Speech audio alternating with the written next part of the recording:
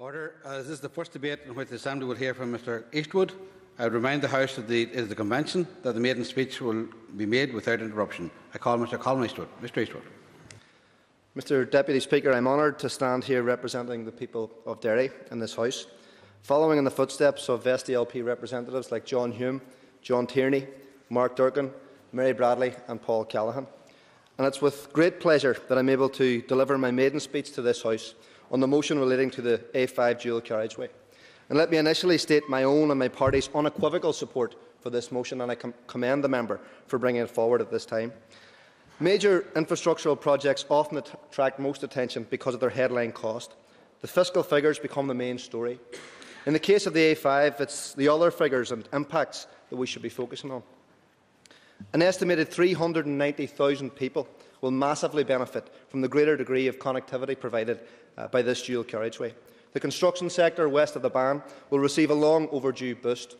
It will help to ensure that economic output from my own constituency in Derry and the North West region generally will begin to exponentially deliver its truest business potential.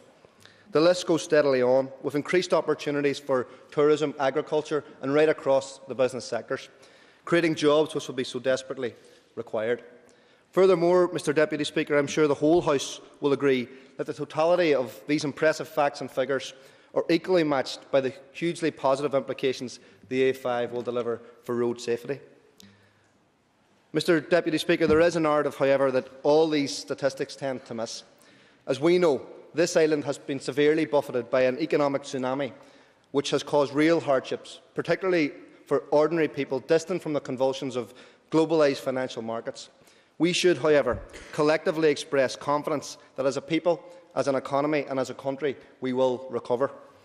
A large part of this recovery should be manifested with the logic that we can no longer afford to run two economies on this one small island. It is for this reason that the financial commitment of successive Irish governments to this and other infrastructural projects in the north is so welcome. The completion of the A5 will continue the major road network between our cities and our capital.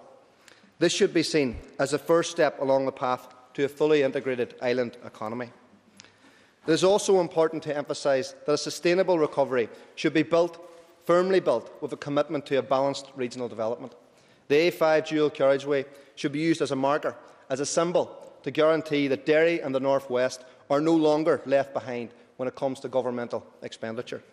Too long has my own city of Derry been at the heart of Ireland's history, but at the fringe of its economic expansion. This Assembly and this Executive will have failed if this trend is not quickly reversed. Mr Deputy Speaker, the Minister for Regional Development should hear the message clearly given today. There should be no excuse for the delay in funding for the A5.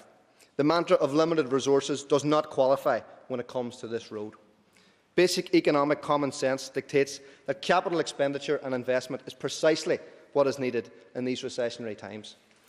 Mr Deputy Speaker, the peoples of Derry, Donegal and Tyrone have a huge role to play within the recovery of this island. This road will hopefully play a major role in providing the necessary infrastructure which will allow them to do so. Thank you.